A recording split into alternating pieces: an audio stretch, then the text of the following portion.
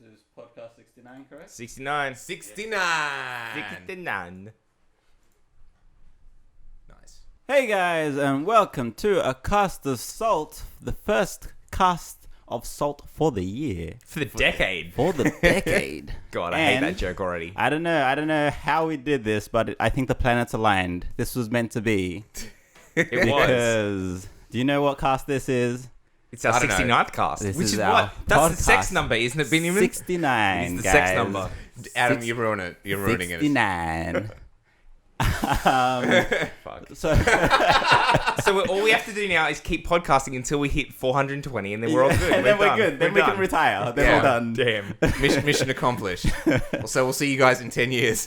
Jesus. Anyway, thanks for joining us. Hope you've all had a fantastic Christmas, New Year's, the whole shebang with family and friends and loved ones. I know we have.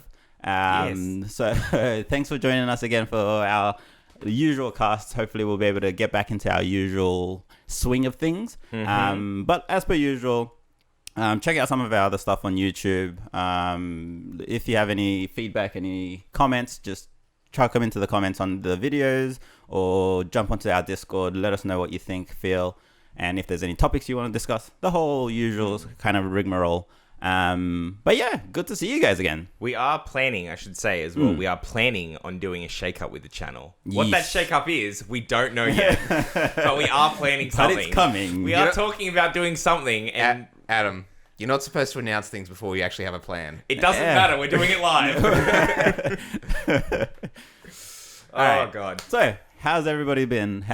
Carl, Adam, what's new with you guys? Well, I've been on a real long holiday, Ew, which has been good. pretty good. I got some new games for Christmas, and I've actually had time to play them. Oh my so how God. good's that? So what have you been playing? I've been playing Jedi Fallen Order, which I got for Nice. PC, which I got for Ah. PC, and I've been playing Link's Awakening Oh, for cool. Switch, Nice. which I got for Christmas. Has And I've Link's al- Awakening been fun? Yeah, it has. It's the frame rate problems are real, but Oh, really? it's not really. Isn't It's that a not single player enough. experience? Yeah. Then how is the frame rate? I was like, can't you just test that? Like, I don't understand why that stuff happens in I a don't know, single player experience. I don't Like- know. They haven't patched it. It is noticeable, but it's still enjoyable. Okay, great. Yeah, that's good. Then also Jedi Fallen Order. Game's so I good. finished that recently. Game's good. That game's one of my favorite games last year. Actually, you said it was buggy as hell and you had a bunch of texture problems. It's real stable on PC. Oh, really? And Yeah. the thing is, they've been patching the crap out of it over the they? last couple of months. Okay, cool. So So I they finished it introduced- immediately and went, yeah, I'm done with Yeah, this now. same I've here. played it. Same here. Yeah, it's a good game. I don't think it's a revolutionary game. It's No, not. it's It's not. not my game of the year, but It's fun. good. It's up It's there for good. me. It's just simply because it's a fun Star Wars story. It fits the genre. It's Yeah. like It is actually my game of the year in Yeah. terms of what I played. There you go. Because it's just a fun experience. for most of the year, I was doing a lot of Overwatch, Apex Legends, that kind of stuff. And then I just got over all of that. And then it was when Fallen Order came out. I was like, I want to kind of really get back into single player focus, like story focus kind of thing. And I absolutely love that. So for me, that was correct. Okay, quickly, Ben, Yes. what have you been up to? And holiday highlights and your favorite game of the year. Yeah, you already said Fallen Order. Already Hey. said Fallen Order, favorite game of the year. One frustration for me has been over the last couple of months, let's say even the last year, I've been trying to find a good driving game. Driving games are not a thing, or not the type that I'm looking for. So right now, you've got all the Forza Horizons and all that, but I'm a they're Need for Speed man, hyper realistic. personally. Yes, and that's what I'm I'm a Need for looking for. Speed. But Which is kind of like it straddles a weird line of being realistic, but also being like not realistic physics at all.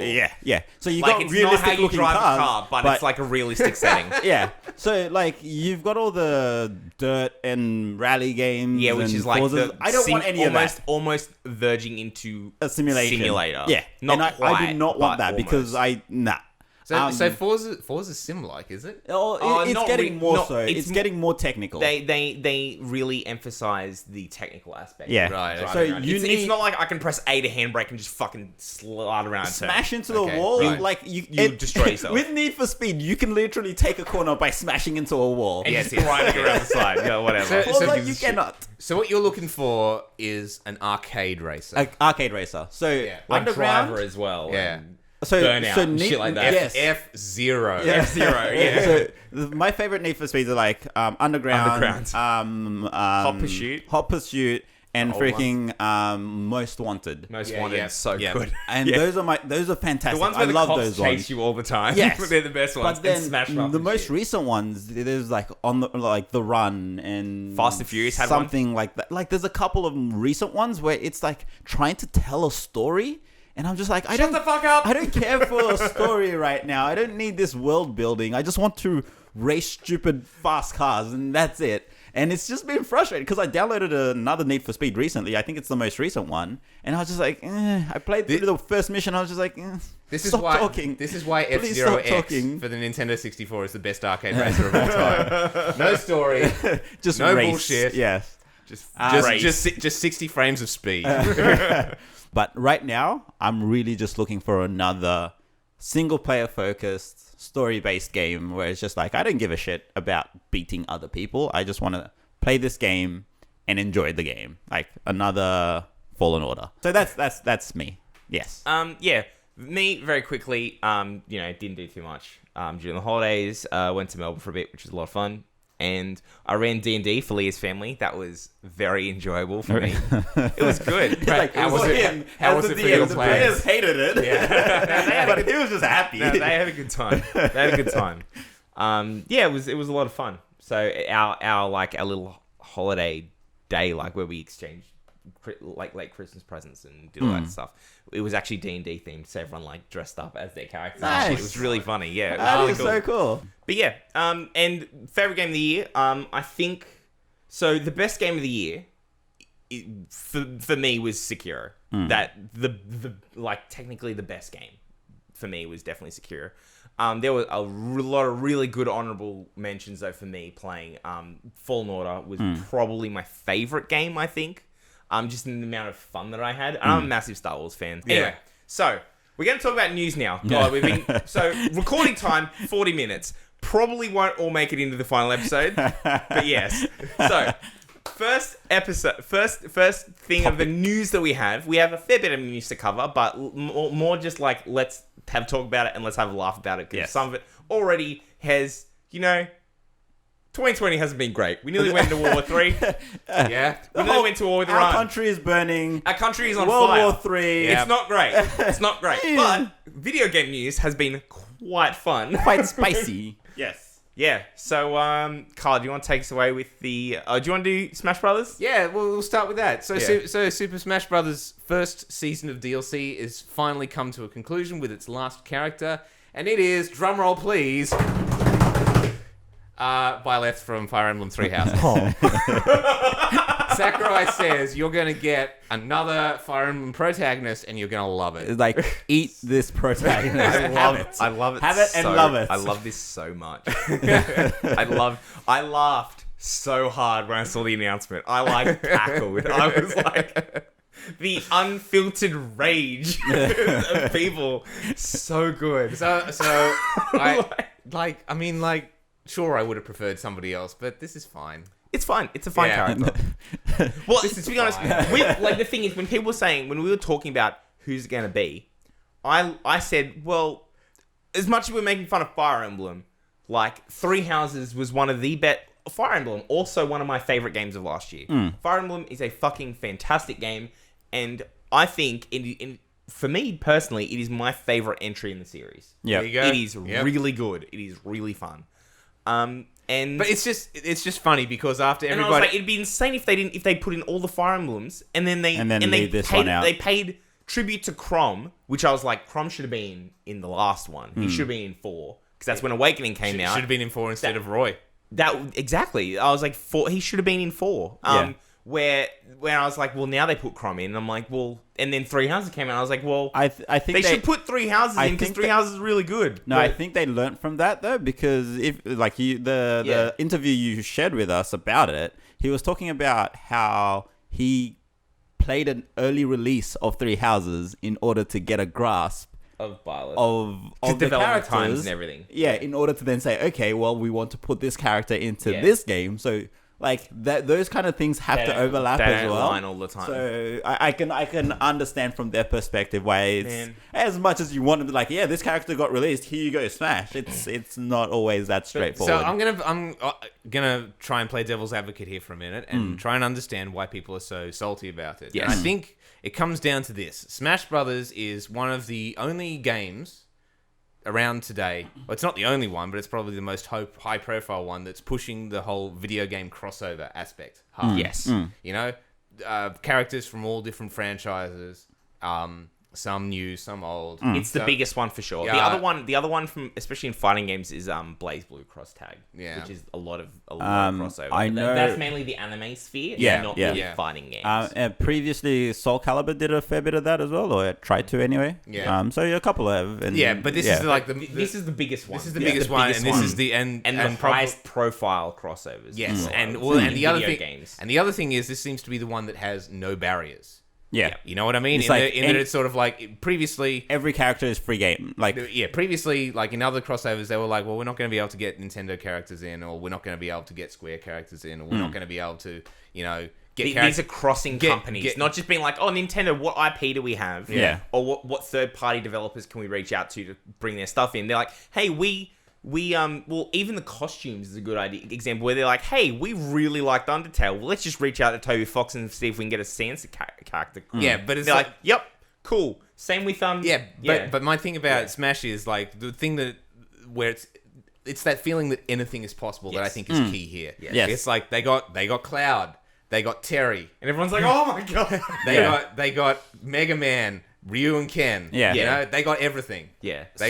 Yes, you're absolutely right. Because again, following our chat on Discord, one of the main things people were like, "Oh, I'm really keen for. I would love it if it was this." It was like Dante, from Devil May Cry. It was just like it makes sense too. The character makes sense to being in Smash. Fits thematically. It's like I think you're spot on in that sense of going. People were so hyped for it to be like, what could it possibly be? It can be anything. One of my favorite tweets was Dante sits this one out. So the frustration comes from yes, it could be anything. Okay, it's more of the same. Exactly. Another Fire Emblem rather than being some crazy ass crossover that nobody ever could have predicted or is fulfilling somebody's wish for 20 years. Yeah. It's yet another Fire Emblem character, which will probably play really well. And it has and they have their own fans that'll be happy for it. I love Fire Emblem. And it's perhaps the lost crossover potential that I think may be causing the salt. But to your point of saying they play really well, I think that's a major driving factor to it as well. And I think we've talked about this before. Exactly. So Fire Emblem characters are fantastic for Smash. Because a lot of them are sword characters. All of them are sword characters. And their characters, their abilities, their moves kind of just fits that model very well. So, for example, bringing Ryu in, it's like they had to work it. And we have to be like, we have to put their normal inputs, which is all really cool stuff, but that takes a lot of like... So they have to work really hard to make Ryu fit. Well, whereas bringing in another Fire Emblem character, they can be like... Yes, sure, we have to do some work and we have to pick someone and with this one they've introduced some new mechanics. And to same it, with like characters which is really like cool. Robin that they've got. Lauren has a unique moveset. A lot of them have like differences from but it's simpler, I think, from a development perspective to bring these Fire Emblem characters in rather than this new random and thematically as well. Then perhaps the development time that they maybe saved bringing in another Fire Emblem character allowed them to make Banjo and Kazooie, Joker and Terry such wild characters. Exactly, potentially. Exactly. So I think all of those sorts of things play into it. So hopefully next season you see some more crazy characters.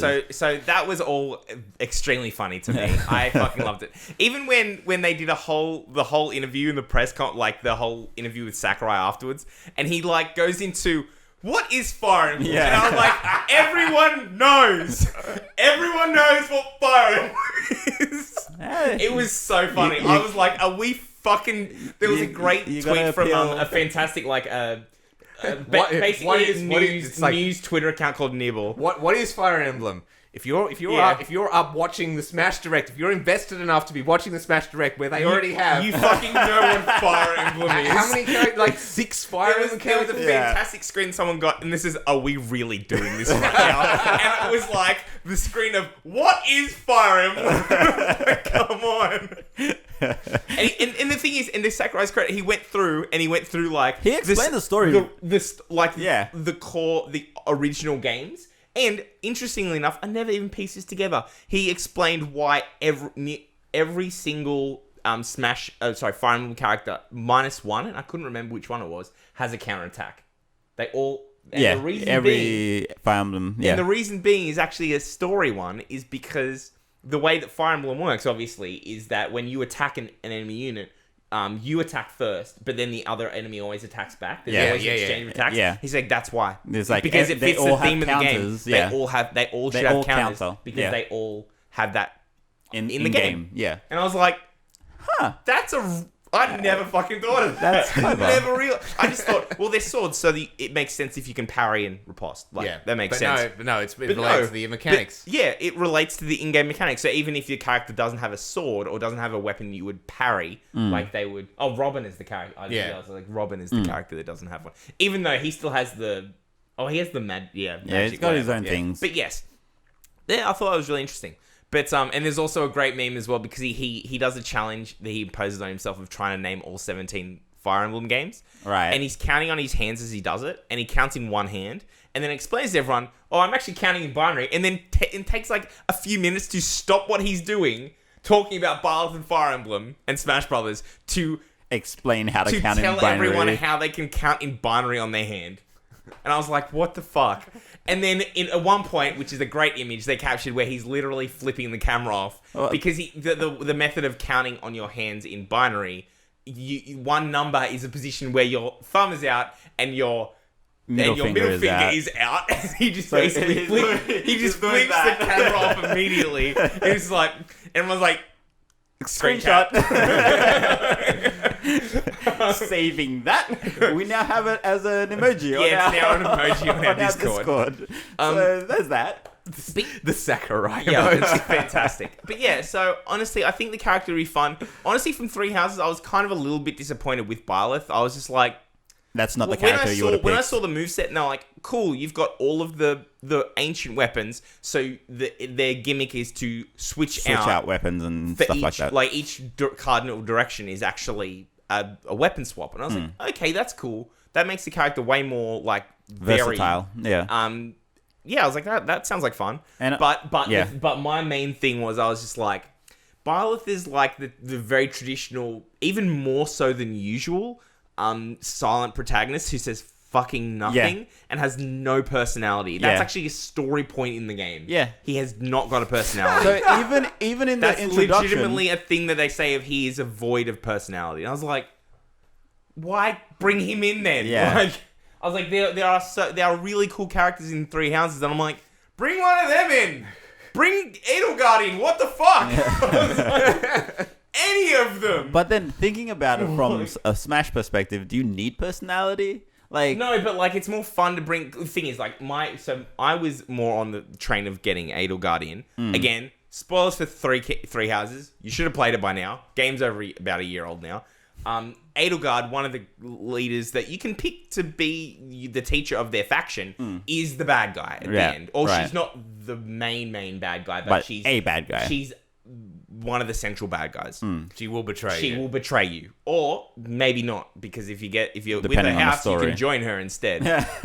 Ooh, fun. Yeah, you can just join her. Okay, cool. But the thing is, I was like, but she also, instead of like the sword characters, she wields an axe. And when she's a student, she's not wearing her full armor, so she's quite like nimble, but like an axe wielder. And then when she's in when the game has a time skip forward and everyone is fighting amongst themselves, she is like an armored knight. So she's just a huge tank, and she's got this huge fuck off axe. And I was like, that'd be my thought was like, okay, cool. So you could have an axe wielding character, which is different from all the sword characters we've had so far. Yeah. And then we could also have like a function of like a form change mechanics Similar where she to- goes oh. into like tank mode. Do you know what I'm big axe, thinking? huge armor, and I was like, that would be fucking great. That'd be a lot of fun. Remember previous incarnations of Samus in Zero Suit Samus? Yes. Where they were the one character? Yes. It could be something similar to that, where it's just like The only problem with that was that switching between them was such a gigantic. it was a pain in the big ass. thing. It was like you had to use your smash. You had to use your final smash, Yeah, and then to- your suit would crumble. Oh, yeah. no. it wouldn't be something like that, but that was just Yeah. the concept Well, I that think popped we'll- into my like, mind. What you're thinking more Zelda and Sheik. I Yeah. think. Again, or similar Zelda sort of Chic, thing. or even if you want to tie it to something like Joker's Bar or something like or- that, where or- she turns into her armored mode and she is roughly the same speed, but she's just a fucking tank tankier. and makes her damage. Yeah. And just dishes shit out. Has super armor. That's fine. Like, Yeah. and I was like, these are all cool mechanics, and I'm like, we get Bath, and I'm like, like, No. it was just a little bit, A bit of a like, letdown. A bit of a you letdown. could have picked a character with a bit more flavor Yeah. than the typical sword So dude. wait until character number 5 season 2, But- and it'll be Byleth again. Season 2 though is going to be fucking cool because originally I think people were going to be really disappointed when they were like, "This is the last slot, and that's it. Yeah. That's it." And you're like, "Byleth, that's the last character in Smash Brothers." And now they're like, "Hey, season 2," and everyone's like, "Oh, well, that's pretty good." Okay. We got more characters coming. And it's all good. So I am- when's season 3? I mean, honestly, if they never stop releasing characters, I don't give a shit. Fine, whatever. it's- They could release It characters. has that 'cause potential, right? Like, the thing roster is, can just keep I growing. don't think they're gonna be looking to release another Smash Brothers game. I think this is it, and they're gonna keep on. And like when the Switch 2 comes out or whatever new hardware they're doing, they're just gonna re-release Smash Brothers Ultimate with the new roster. Smash Brothers plus Ultimate. You just buy this Plus game. Ultra. You'll buy You the will game just- and it'll come with all the original original- DLC characters, yeah. and then they'll start doing another season. Yeah. Like, I'm not surprised if they just keep this game going forever and there's Yeah. like 400 characters in it. Like, that's a bit of an extension, but like, No, it's not too crazy. The league already has like close to 200. So They'll just keep adding characters They or actually have a whatever. little over 100. League of Legends. Smash Brothers X League of Legends. Jesus. They're all in! They're all in! Everybody's in. No, so as to your point, like I 100% on board with that. I could have been a better character, but I do like the concept of what they've put in, and I'm interested to see how Byleth plays. Also, I really like playing Fire Emblem characters. Like, generally, like, I think however I play Smash Brothers, like, suits Fire Emblem characters. So, I'm like, cool. This I works got for another me. character I'll probably be good at. Yeah. So, I'm fine. I'm looking forward to like trying out the versatility of the different weapons, just because like for me, a versatile character is my go-to. Yes. So like giving me another versatile character is might be a bin yeah, character. Could be. Yeah, could be. See how we go. So yeah, we will actually, and this is, I think, we might as well say, we are going to try and start streaming more in 2020 as well. So, and one of the things we were talking about is like, what games could we stream? Smash is definitely one of them because it's a game we all play all the play time. all the goddamn all the time. Even when we just hang out after usually recording this podcast, we usually just go and just play Smash Bros with each other. So I was like, why don't we just record that and put that up? We're playing it. We might as well go up. We're already doing it. Yeah. But yeah, so we'll so you might be able to see Stay us a bit tuned. more and our terrible Smash antics. We'll see what happens. We'll give it a try. If it turns out well enough, we'll start sharing out the links and whatnot. Yeah, absolutely. So Anyway, moving Hang tight. on. Moving on. We got more news. So, Pokemon. More Nintendo. Pokemon came out end of last year. It was a pretty good game. It was good. Okay, everyone was like, "Oh, boycott Sword and Shield." Game's fine. Game is probably one of the better games. To be honest, better than Ultra Sun, Ultra Moon. Better than Sun Moon. Like, to me, it's one of the best. It's the best game that I've played since X and Y. And X and Y, like, Are fucking great. are good, but on reflection, they weren't. I don't know. anything special. The Yeah. online system made X and Y special. Yeah, okay, that's okay. That The I'll ease give of you. playing with each other made X and Y really special. That I'll give you. But anyway, the game itself was fine. yeah. Anyway, And Team Flare, come on. Anyway, where was I going with this? Yeah, Sword and Shield. Plot makes no goddamn sense, but the game's still fun. In previous years and generations, they have released like an upgraded version of previous games. Yes. You had Pokemon Yellow, Pokemon Crystal, Pokemon Emerald, Pokemon Platinum, Pokemon Ultra Sun, Ultra Moon. So there's a few games that I am not sure about because I haven't played all the Pokemon games. Yeah. I've not played all of them. I was the classic fan who went Generation 1, Generation 2 as a child, and then didn't play any of them ever again until X and Y came out, basically. Yeah. and was like, okay, and played every game since. So short recap. Generations 1 through 4, they released a third version. Well, yellow. I remember yellow because I owned yellow. Yeah. I did not have red or blue. I had yellow. Yeah. But yellow was different to red and blue. Yes, it was. Because yellow was like, we are following the anime, and Pikachu will follow you, and he gets special bonuses, and they change events that happen in red and blue specifically to match what happens in the anime. Yeah. So they definitely change shit. So in a similar vein, there was a third version for Generation 2 as well, Pokemon Crystal. Yes. It wasn't these versions didn't necessarily follow the anime, but they all changed the plot slightly and expanded things. Okay. So you had Crystal, Emerald, and Platinum. Right. Generations 1 through 4. Yeah. In Generation 5 you had Black 2, White 2, which rather than being a third version, they were a sequel. Same world, same map, different story. Different Pokemon. Okay. Right, Yeah. okay. Right. Okay. Ah. Yeah. I never even actually realized that because I've fallen off the wagon a little while. Same, but yeah. same map, different story. It's a completely different Completely story. different plot. Oh, really? It's like Okay. direct sequel plot. Okay. Oh, really? Yeah. Because I know that was like Black 2, White 2 that Yeah. was like a continuation. Yeah. But they were new games. They weren't like Just- were they the actual expansion for Black and White? Well, if you want to call You if can. want- It's hard to draw lines. it's at hard this to draw a point. line because they were separate games. They had the same Pokedex, but like more characters like actually in the initial story. Right. Right. Okay. Was it the same story? But it wasn't the same story. So you're starting Like, again. different Different character, kid. different character, different plot. Like Okay. it's like a time skip. Okay, forward time skip forward. Yeah, Okay. Yeah. Right. Okay. Okay. So Generation 6 didn't have it. okay. Just Which is X and Y. just absent. Didn't have a Yeah, third they just version. had X and Y, Yeah, didn't they? yeah. They'd like, Yeah. 'cause everyone was like, when's Z coming out? Yeah. And they were like, It didn't. nope. Didn't come out. Generation 7 had Ultra Sun, Ultra Moon, which instead of having a combined version with a different plot, they had the two same versions again with a slightly different plot and more characters. Okay. It was really weird. Yeah. Yeah, I shouldn't have bought that game. I should not have bought Mistakes that were one. made. Yeah. I thought it would be different. It was not. It was not. Okay, so here's the thing about Ultra Sun, Ultra Moon. It is different, but most of the differences show up late in the plot. Right. So if you start playing it expecting a different game, you're going to be sorely Right. disappointed unless you stick with it. Right. So what is the change at the end? So I only know the plot from Sun and Moon. The villain's different. Oh, who's the villain? Necrozma. Okay. Yeah. Like I don't think she is a But character. no, it's a Pokemon. Oh, it's a Pokemon. Yeah. All right. Okay. Okay. Right. We're both Yeah. like, Okay. Yeah, It's still the same human characters. Are they still the bad guys?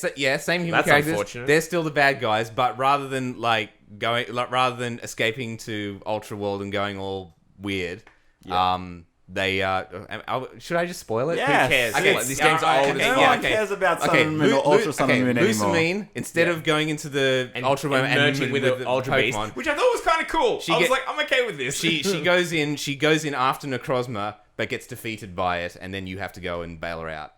Oh, so she Yeah. turns good in the end. That's right. Well, I think she kind of turns good at the end of Sun and Moon as well. Yeah. Okay. Okay. Yeah. Yeah. Right. Fair enough. There you go. And Is then, that it? Is that and, literally- well, yeah, and then there's like you've got like a pair of like aliens from Ultra Space following you around since the start of the game and battling you every once in a while.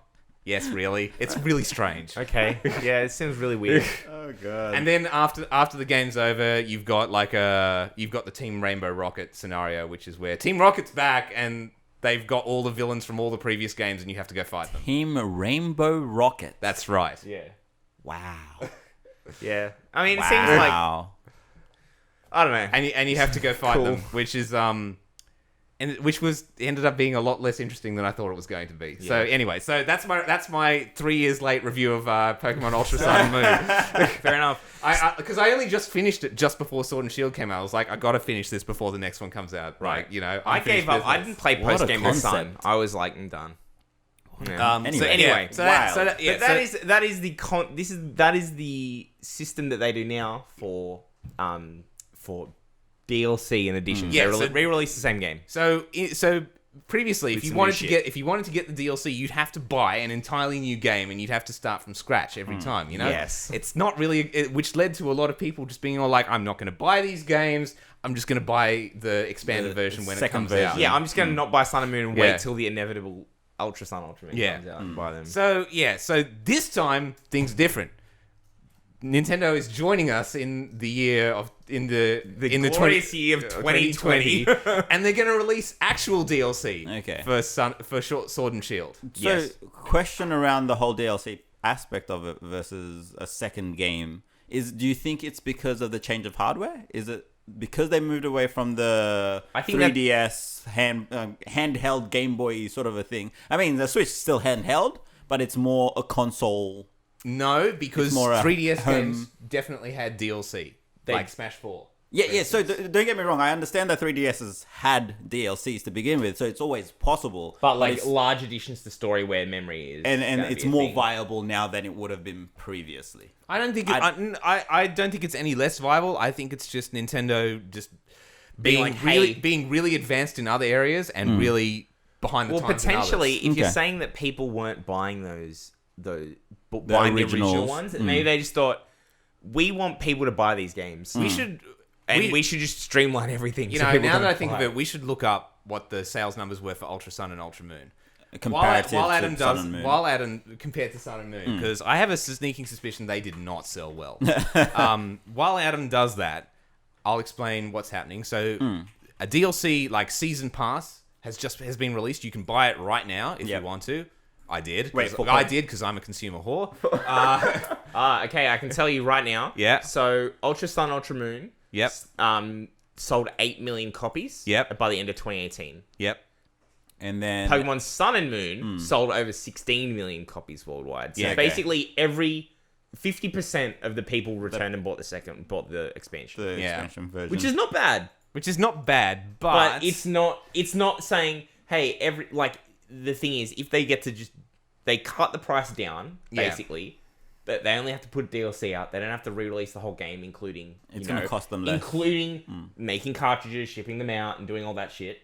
Putting out DLC, instead of spending $60, spend $30, and then hopefully everyone that bought Yeah, the Buy so Sword instead of that- Shield gets it instead Yeah. of 50% buys the new. Yeah, cartridge. I think there's going to be quite a large conversion rate Yeah, on. I think on this it's them DLC. maximizing their profits by saying, "Listen, we cut down on all of these physical things that we have to pay for releasing a new game, and we can just release DLC, and the conversion buy rate it. is going to be higher with DLC than it will be Yeah. for."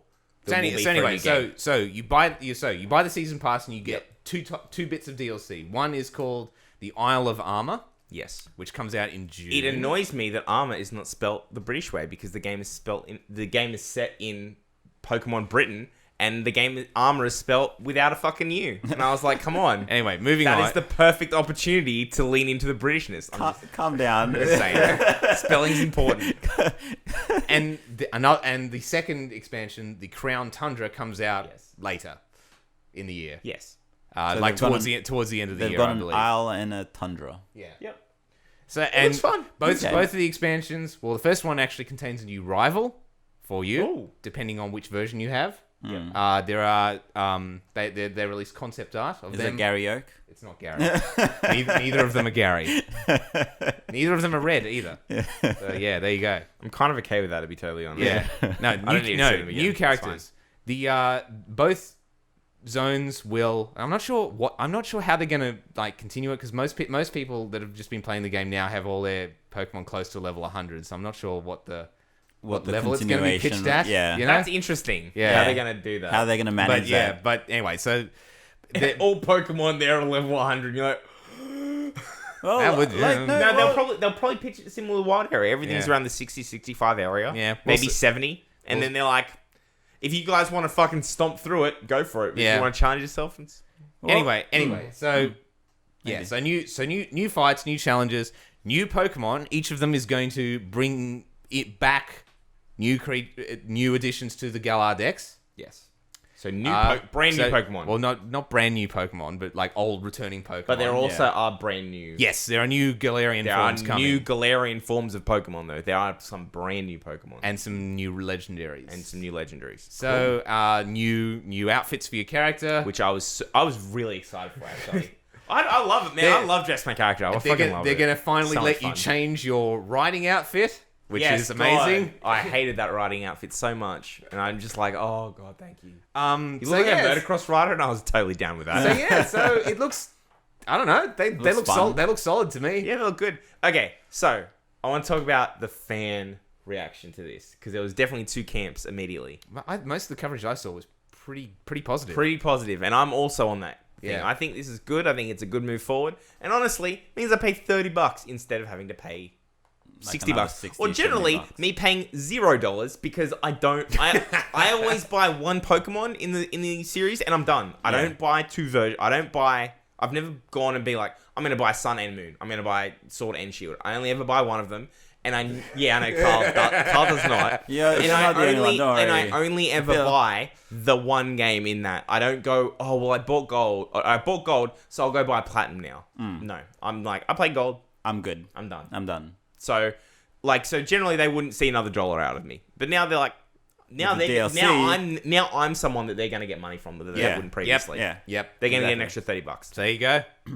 But and I think that's good. But there have been some reactions that I've seen of people being like, "Oh my god, they're releasing oh my god, they're going AAA and they're releasing DLC and they've fallen in there." And someone literally started Spoiler making alert. shots of like Game Freak, and the EA in Game Freak was the EA logo, and I was like, haha, very funny. But seriously, guys, you were paying another $60 or sometimes $120 for two new games. Yeah. Yeah. When they came out, what the fuck are you talking about? Okay, so that's $30, or even if you bought both games and you want DLC for both, $60 instead of the equivalent of $120. Yeah. I was like, I don't understand what you're complaining Did about. someone at all. say they've gone AAA?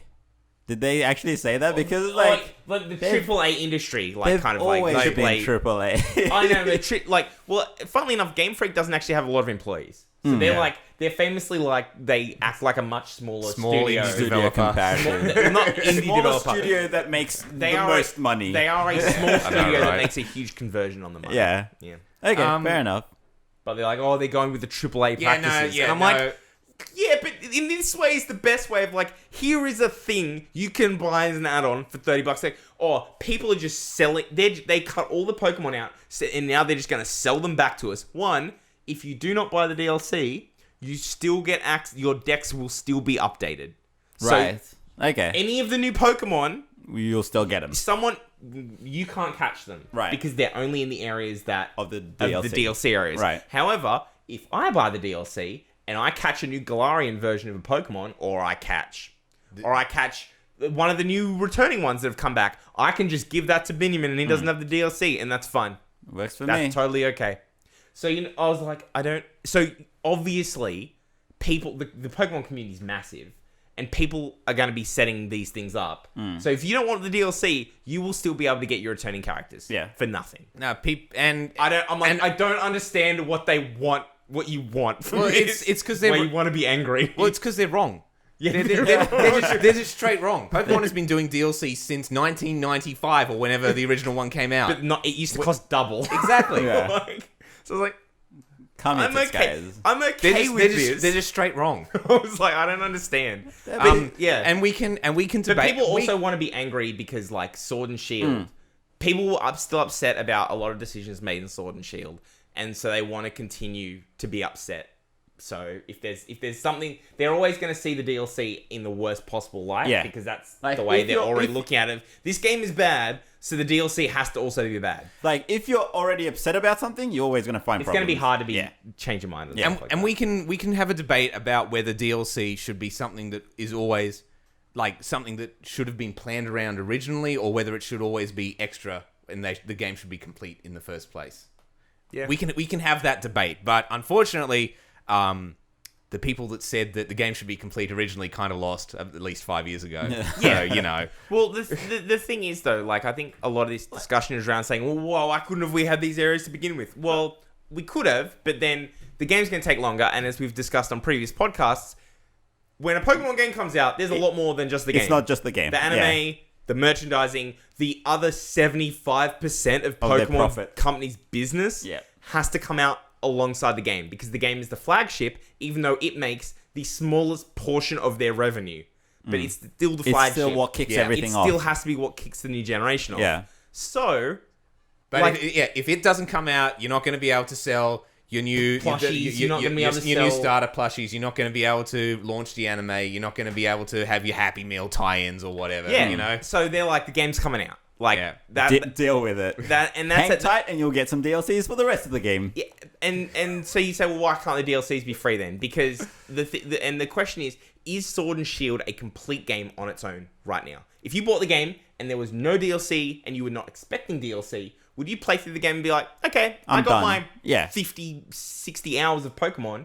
That was worth my $60 I paid for it. I'd be happy with it. I'd still think that the plot was a hot mess, but I'd be happy with it. You'd be like, but it's fine. But that's when you are asking, should they be planning around DLCs, or should this game be standalone and then DLC adds more? When you see bullshit like 50% of a game, and then they're like, the rest is DLC you pay for, you're like, So I've already paid my money, man. Yeah. So my point here is, DLCs are fine, and it can be the overarching story can tie DLCs into it. It can be like, oh, we're building this story, but the last 10% is DLC or whatever. That's fine, as long as that 90% is satisfactory to say, for people that don't want a DLC, if they can finish that 90% and be like, yeah, I'm done. I've heard my story. I've experienced this story.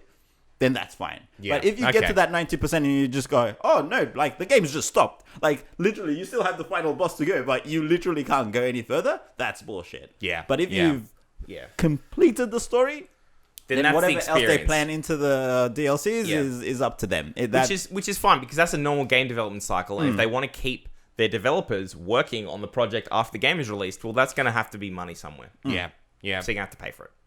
Which is fine, but the difference is rushing a game out the door, which we've seen a lot, the AAA industry do a lot, and they're like, people don't like this game is broken, doesn't really work, and then they spend a few months trying to bug fix everything, then they release paid DLC, and you're like, the game barely fucking works. Yeah. Why am I... Cough, Fallout 76. Why am I paying more money? Why am I paying a premium subscription of $100 a year to play a game that does not work? $100 US a year. Yeah.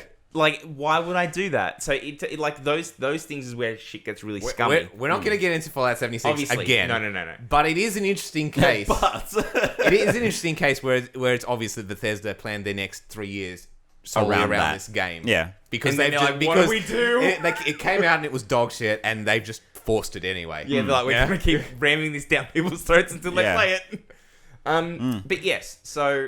Like, I don't know. I see this thing as a good move from Nintendo. From Nintendo's perspective? Or Game Freak, rather. I think we'll see a lot of cool new content. I think when we'll start slowly getting the Pokemon back, whether or not this was planned to get returning Pokemon back in the game, or whether this is a response to being like, we were just going to put some new Galarian forms in, but we're going to have to bring other things. Bring those new ones, those old ones back. Or it could be that the original plan was not to cut the decks. They ran into development difficulties, and this is their way to deal with it. This is just going to have to be introduced through the DLC. Yeah. And then that also makes sense of why they say, well, also if you get someone with the DLC to catch them, they can share them around. They can share it with you. That's fine. That's okay. Yeah. Then that might be a way of them being like, okay, so the moral we're of not the story really charging for that. Kinda. We kinda are, but not really. So the moral of the story is just enjoy the game. Stop complaining about the little bits and pieces. It's a game. And just realistically, have fun with it. And someone was like, because I did see a news article that were like, well, really, if you want to get all the DLC, your combined total of spending money of all the Pokemon games and DLCs would be $180 US. That's a fair bit of money. And I'm like, yeah. But old model, would be more because you're still paying because that was under the assumption you've bought Sword, you've bought Shield, and you're buying the DLC for both. Yes. Right. Yeah, That's $180. It's a little disappointing to me that you have to buy. You can't just buy a season pass and it unlocks any Pokemon game that you put into the. It is because that means like for Carl, you'd have to buy the DLC twice. Well, I haven't bought Sword yet. Oh, I thought you bought Sword and Shield. No, no. Just Shield. Just okay. So just Shield, and I think I'll probably keep it that way Because you're like, I don't want to. Yeah, but I might borrow Sword off you so I can get a Zacian. What you're missing. Yeah. Sure. Yeah. So the interesting thing here is there are many options for you to experience this game how you want. Yeah. You don't have to buy both games. You can buy one game. You don't have to get the DLCs. You can play without. Well, that's the thing. You don't have to spend $180 on everything. But the thing is, under the old system of Sword and Sun and Moon, if you calculated that, you'd be spending $60 on Sun, $60 on Moon, $120, and then you'd be spending more, so you'd be paying $240 for everything. Okay, whoa. Let's step back a little bit. Ultra Sun and Ultra Moon were the first time that they'd done two second versions. Previously, it would just be only be the 1 second version. Right. So what people were actually expecting was that there would be an expanded version and called like Pokemon Stars or something like that. Yeah. But it didn't happen that way. Right. Okay. So let's take it back to like Omega Ruby, Sapphire, and Emerald. Yeah. So you're $60 for Ruby. Yep. $60 for Sapphire. Yep. $120. Yep. And then another $60 for Emerald. Yep. So that's Ends up up to being $180. So it's basically the same. So Breaks it's basically the even. same, and you don't have to replay the game to get the new content. Yes. So for me, win. Yeah. It's a win. It works out fine. Yeah. It's a win.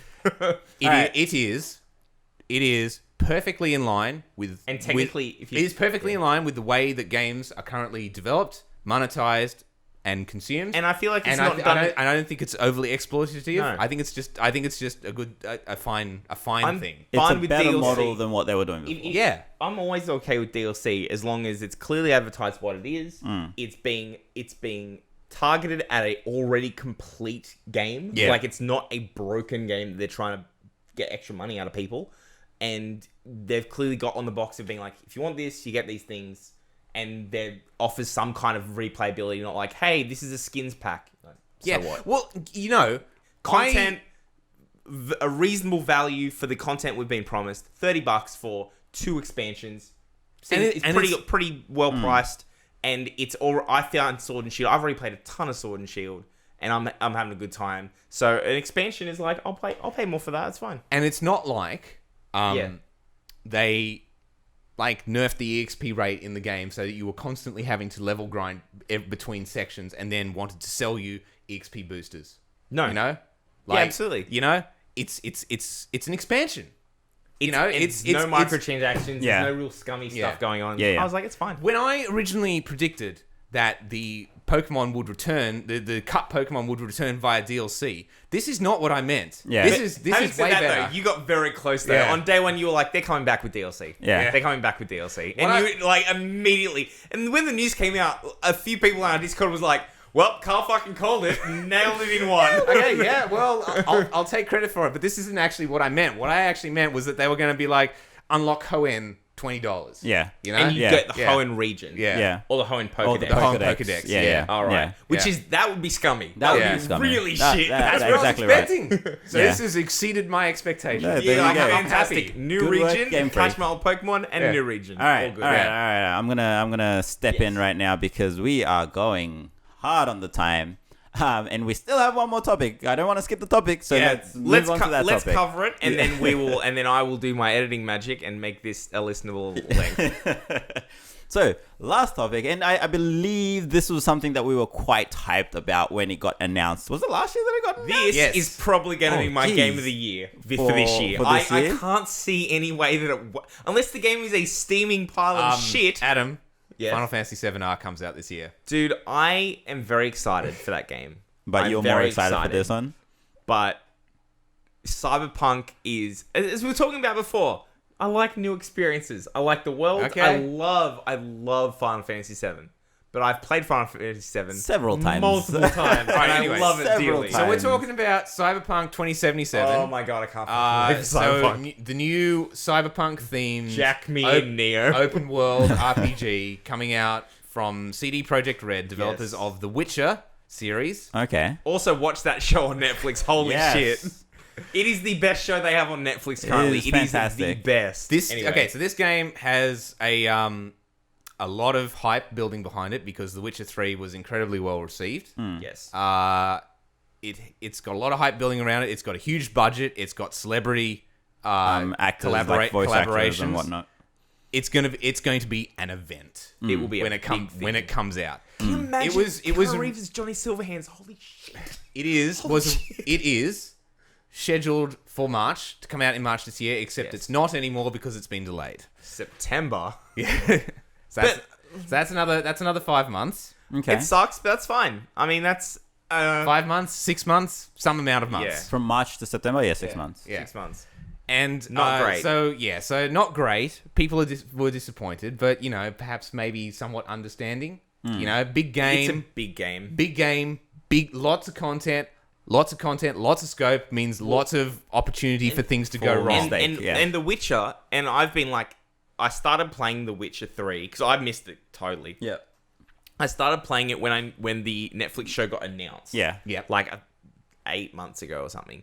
And I played it for like 10, 15 hours and was like, I am in still the opening chapters Just of starting. this game. You're just starting. And yeah. I'm 15 hours in. Yeah. So- I do not have time. So this is the thing I think that differentiates CD yeah. Projekt's Red's approach to an open world RPG compared to other It's open. developers. It's open, and all the side quests have tons of effort put into them. Yeah. Yeah, absolutely. Yes. And it's awesome traveling around doing all that stuff. I love it. And I've gone back after watching The Witcher. I was like, I really should start playing Witcher 3 again. And I continue playing it, and I love it. It's a great game. And the amount of effort that has gone into it is just immense. It's so insane of how much care has been put into the game. And it's people often have said The Witcher 3 is one of the best games of the last decade. Yeah. Of the 2010s. One of the best games. And Deservedly so. It's fantastic. the interesting thing that I find about The Witcher as a story or as a game and a series is it's a different way of telling a story as well. Like, it's not different. It's not like revolutionary and new, but it's not the usual, not the norm. And so I find that really interesting as well. So even in the game, in the series, how they go about depicting a story. And we were saying it's an open world, but there's obviously still a main story to it. That's a very interesting. So I'm curious to see if Cyberpunk will be of the same vein. And if it is, I can see why that is also a big aspect as to the sheer amount of effort and time that needs to go into. But you look at to the develop graphical it. quality that what we've seen of Cyberpunk 2077 versus the graphical quality of The Witcher 3. And The Witcher 3 looks great, but there is a certain point where you're like, okay, it looks a little dated at this point. But often you go, well, listen, like, games of this size aren't always going to be the crispest of, like, the highest textures, and because there's so much to load and there's so much to focus on that they need to work on scale rather than they need to work on detail. Yeah. And you see even stuff like with Red Dead Redemption, like, and Rockstar games in general.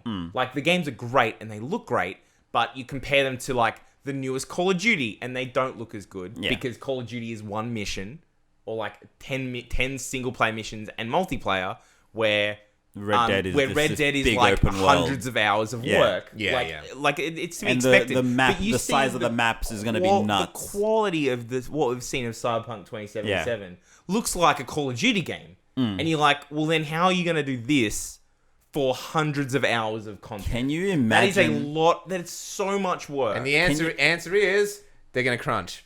yes. Can you imagine how big that game size, like the file size for that It's game, gonna be like is going to be? 300 gig or It's some like, shit to download. right now, I'm like, insane. it's blowing my mind that we get 80 gig games. This one's gonna come out. It's like, oh yeah, you don't have enough space on your 1 terabyte by Xbox. I pretty to play much cried this when I had to game. install, like, because I borrowed the latest Call of Duty Modern Warfare. Game is amazing, by the way. I will It's say actually good. it is probably the best story they've ever put in. Okay. For Call of Duty. The single player campaign is crazy good. It's very good. But yeah, it's a lot of fun.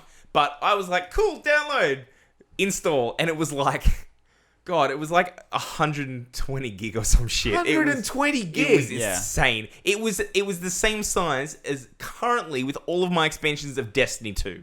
Right. An MMO.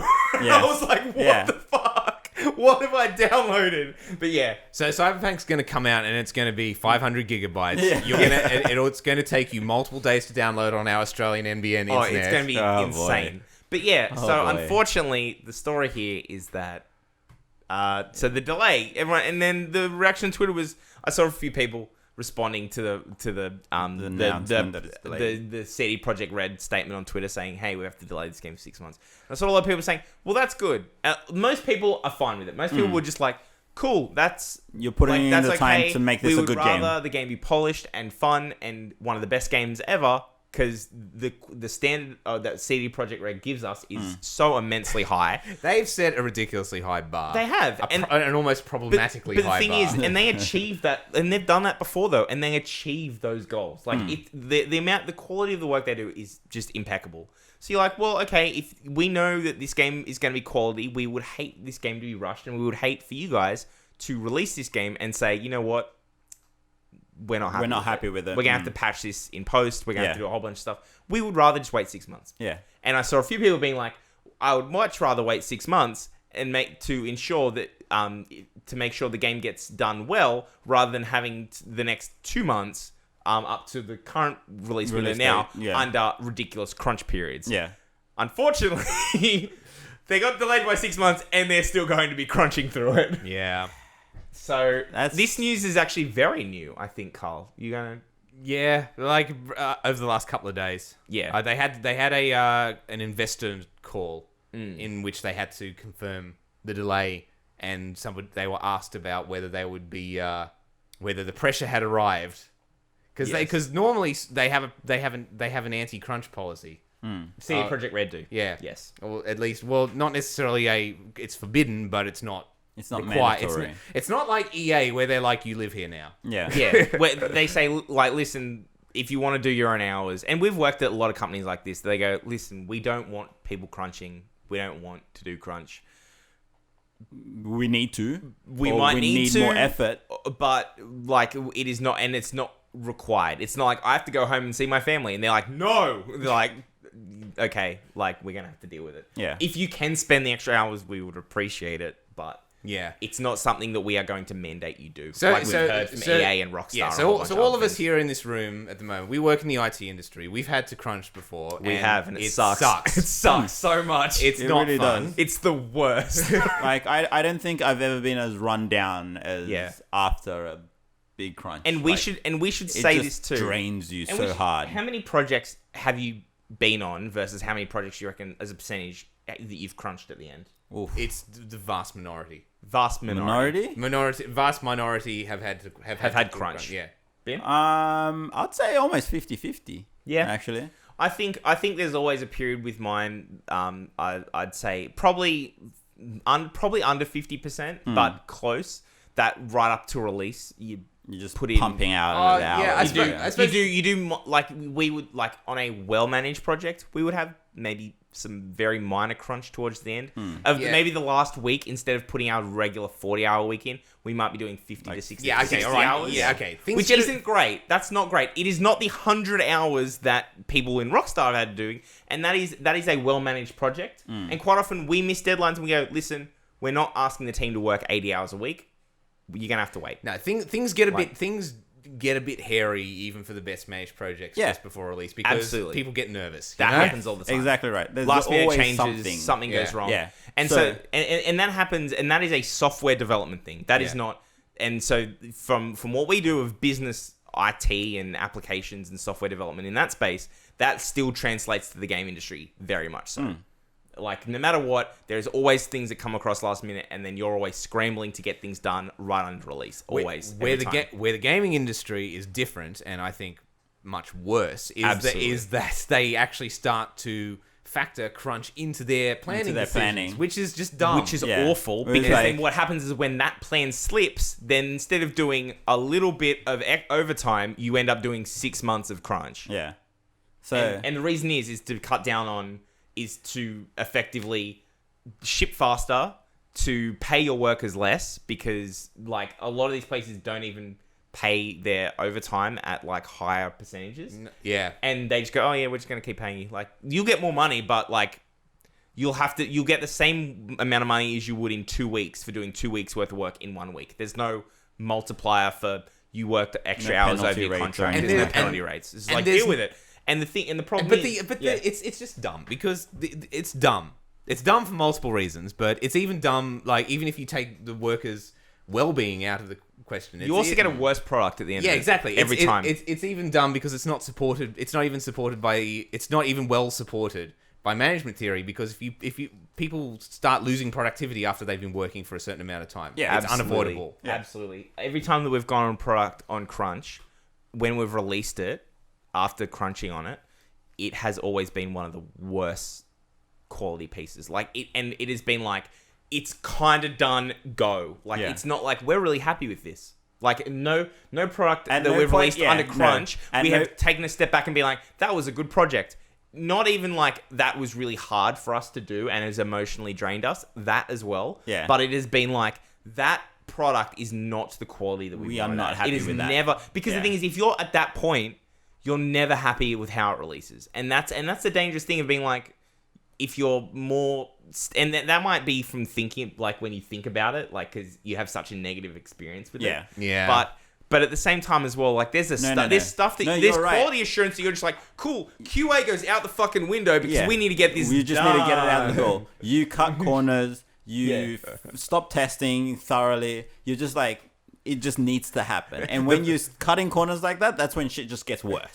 The code review bar goes from is it well designed, well written, and well covered to does it work? Yeah, exactly right. Absolutely. It works. Good. Yeah. Move on to the next thing. and the unfortunate thing between our industry and the game development industry is that our industry has the luxury of being really high supply and high demand.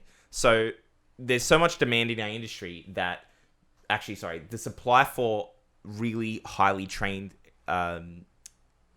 specialists is quite low to find, but demand is really high. So if I'm not happy at my job, I can be like, listen, I'm not crunching. I'm not going to do that. And then they can go, well, we need you to. And I said, well, then I'm going to quit. And they can't afford me because I have the luxury of being able to quit my job and get a job somewhere else about a week later. Very quickly. And that's not a problem. A week later? I can, yeah. Is that an overstatement? Depending on the industry you're in, sometimes it takes people longer. But depending on the specialization, sometimes it's honestly that fast. There you go. You can just Yeah. go for an interview and get a job immediately. It might not be your favorite job, but you can But you it's- can the be options are there. employed almost immediately. Like, it's very fast. And even when you're serving your notice, you can be going to interviews and finding stuff. It's quite like the demand is that high in certain areas of our industry. Yeah. Unfortunately, in the game development industry, it's the complete opposite, where there's heaps of supply and there's little demand. Well, I mean, They can be like, when I was in high school, I was like, I want to make games. Same.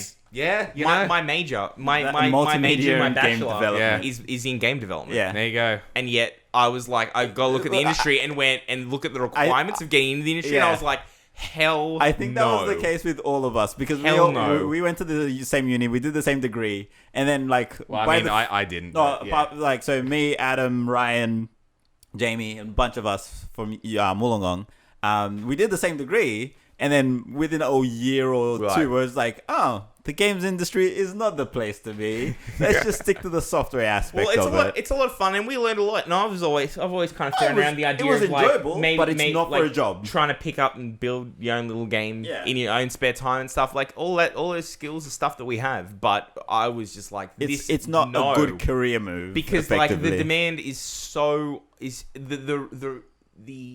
the amount requested of you is so much, and the amount of remuneration they give you, like the amount they pay you, Comparative is so little. comparatively is so little, because they're just like, we'll just give this job to anyone because you all want this job, so we can just pay you bare bones, and you'll take it, and you'll like it. And if we give you crunch, fuck You're gonna take it and you're gonna love it. You can't quit because where else you gonna go? Like, you're gonna have to battle somewhere else. And guess what? Every game company does this. Yeah. So it's a really hard situation. Especially being in Australia as well, with such a small footprint in the game industry.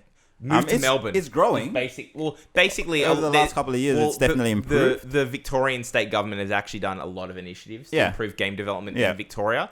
Nowhere else in Australia has done it. So game development in New South Wales is pretty much doesn't exist. Pretty much non-existent. Yeah. In Melbourne, it doesn't exist ever since that one studio we had in Bondi shut down. Team Bondi. Yeah. Yeah, Team Bondi.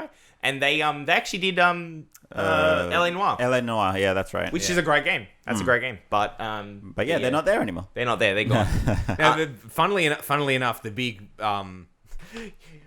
I agree that the industry is very much centered around Melbourne, but it's actually really funny that the game that's the Australian game that's been a big international breakout success over the last couple of years, Hollow Knight, was actually developed in Adelaide. Really? Yeah. So Team Cherry again, but I would also say the most recent breakout game is Untitled Goose Game. I forgot about that. And that is Melbourne. Yeah. Okay. Fair. Yeah. Melbourne does a lot of those really good like small indie games. That's what Untitled Goose Game. That's what they really do well in. And because there's a lot of grants. This is getting inside baseball, this is like more like Untitled Meme Game. Yeah, but it basically they do a lot of.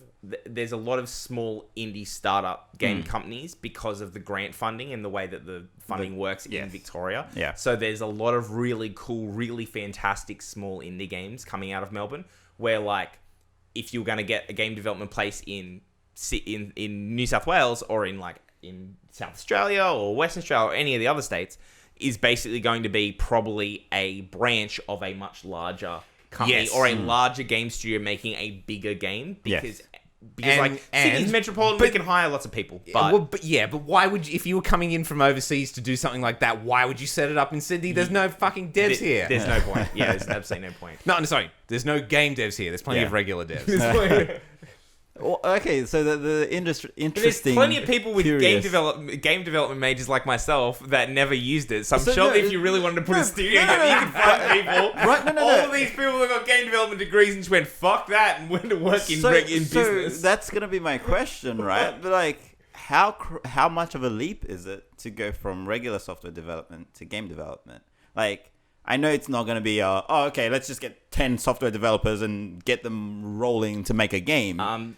But I think there's at least a level of overlap. So it is if you're a good developer that knows good software patterns and is skilled in software design and management, like all of us are, then you could learn. Of course, it would take years and years to get to the point of being good at that specialization. Don't get me wrong, it's not viable. I'm sure that there would be a place for you. Yeah. But the thing is, a lot of the things that are used by the big a lot of the positions in a big AAA team are things that are very specific to game development, such as 3D model designer, physics engine specialist, animator, rigger, level designer. Yeah.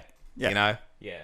So it's like, from a technical perspective, any developer could get to that point with a bit of training and effort and whatnot, but it would not be viable for any business to go, okay, there's a bunch of developers in Sydney. You couldn't get an IT consultancy and just say, you're making a game Let's now. make a game. No. Yeah, absolutely not. Okay, cool.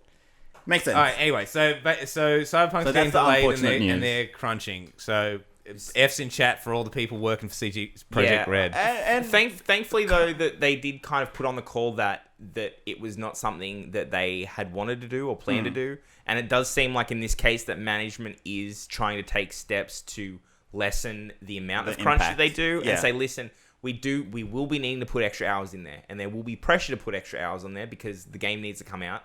And this is more of a perspective of like people feeling the pressure to get the things done. It definitely does not look like CD Projekt Red is. Maybe there'll be an expose article on them in 4 months time about how shitty a place it is to work. But generally, like there has been about almost literally every other developer. But it seems at this point though that they're saying we are not making this mandatory. These are not policy decisions of you're all working 18 hours and you can't see your family and you're working 7 days a week. Like there have been actual policies implemented in different places. BioWare and Rockstar and a whole bunch of places, which just like, you're working here, and if you don't, like, someone's like, I'm sick, and they're like, we don't give a fuck, come in. If you're awake and you're not here, you're fired. Yeah. Okay. And this does not seem to be the case here. That's the case. Yeah. It does unfortunately seem that something has very badly gone wrong in their management, because all 6 months, 6 months of crunch time. You don't delay your product by 6 months and then say, and it's also 6 months of overtime Now, and not be like that. So that's Something's what, like, gone wrong. effectively a year, maybe, Yeah. of like, we're behind the schedule by a year. Yeah. What the fuck happened? Something's gone wrong. now, they've delayed it by 6 months. And you know what else comes out around that time? The new generation. Yeah, I thought about that, because that's September, and then new consoles are Christmas, probably November. Yeah. Late November, Like, December. there's a few months difference, but this is going to be one of the last games of the generation. Well, this will be the last flagship, the last big title of the generation. So, is that going to affect initial sales? Are people just going to go, well, the PS5's coming out in 3 months, I'm going to play it on that? Potentially, I hope but not. So we don't know for sure. There's been a lot of talking about PlayStation, and there's been a lot of talk about backwards compatibility of the new PlayStation. And the rumors currently are that it will be backwards compatible with every PlayStation, which is fucking nuts. Okay, given let's. But if that's the case, people will be like, "Well, I'll buy it now, and then I'll just play it." on the but PlayStation. okay. Well, PlayStation 5. Hold up. Yep. There is a massive jump between the fidelity of possible on the Xbox One and the PlayStation 4 to what's being purported for the new generation. For the Series X, like, and the they thing. have, Yeah, that's true. Like, the difference between it's multiple orders of magnitude more CPU and graphics power in those new machines. Yes. Okay. Do you just wait and buy the next gen version, which will have better fidelity? Potentially, but they're going to be going like crazy to get this version, the current version out.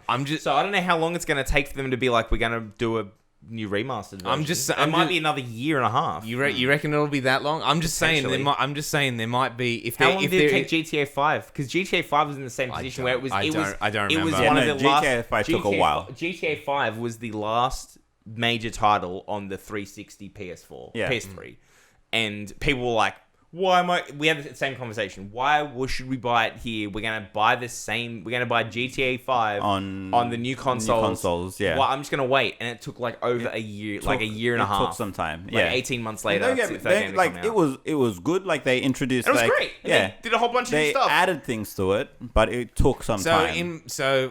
I think I personally am going to be looking to get it on PC. But that's that reason. You might be like, I'm just gonna buy it on PC. Yeah. I will probably buy it on Xbox and just buy it and play through there.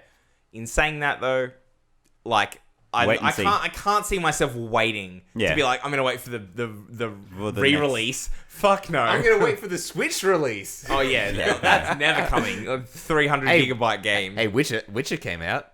Yeah, that was apparently massively downscaled though. Hey? Yeah, I don't know. Oh, it would have to be. Apparently, Witcher 3 is great on Switch. Oh, actually, technically, people have been complaining about the technical implementation of that, but the idea that you can play Witcher on Switch is amazing. Yeah. That's fantastic. Anyway, we have been going for a little while. It's been fantastic catching up, getting back into the swing of the podcast. Thank you all very much for joining us, and if you've stayed with us this entire time, much love. Thank you very much. But our usual sort of wrap up.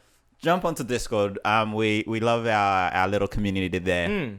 Any questions, any thoughts, anything you're curious about, if you want to jump into D&D, if you want to just talk about any of the games that you love, if you want to tell us about your favorite game of 2019, jump onto there, let us know. Feel free to add it in the comments in the videos.